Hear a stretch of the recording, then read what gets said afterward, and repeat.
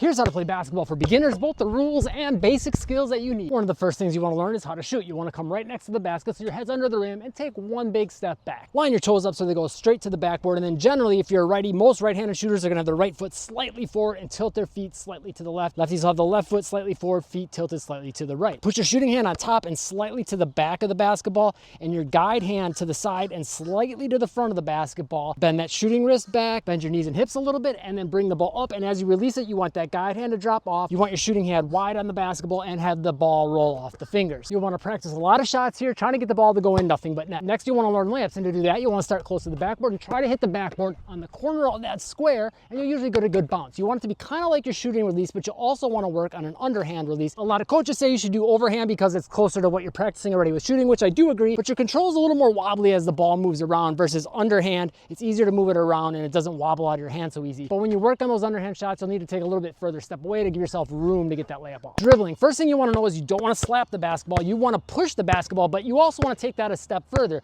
You want to have what's called a high ball in hand time, which means you want your hand on the basketball for as much of the dribble motion as possible. This is a low ball in hand time. Even though I'm pushing it, this is high ball in hand time because my hand's on the ball close to when I'm releasing it and close to when I'm catching it. And on crossovers, I want to have my hands close to each other, which the crossover is just pushing the basketball from one hand to the other, side to side in a V motion like this. Those are the two most basic dribbles you want to start with, but also, of course, working on moving while doing those dribbles. And of course, you want to work on passing. You can use a wall or something to bounce the basketball off of. You want to work on a bounce pass, a chest pass, basically using both hands to push the ball. And pretty early on, you'll probably want to start working on these one-hand passes more to the side so you can get the basketball around defenders. Quick rundown of the rules. When you are dribbling the basketball, your hand has to stay on top of the basketball, so you can't do this.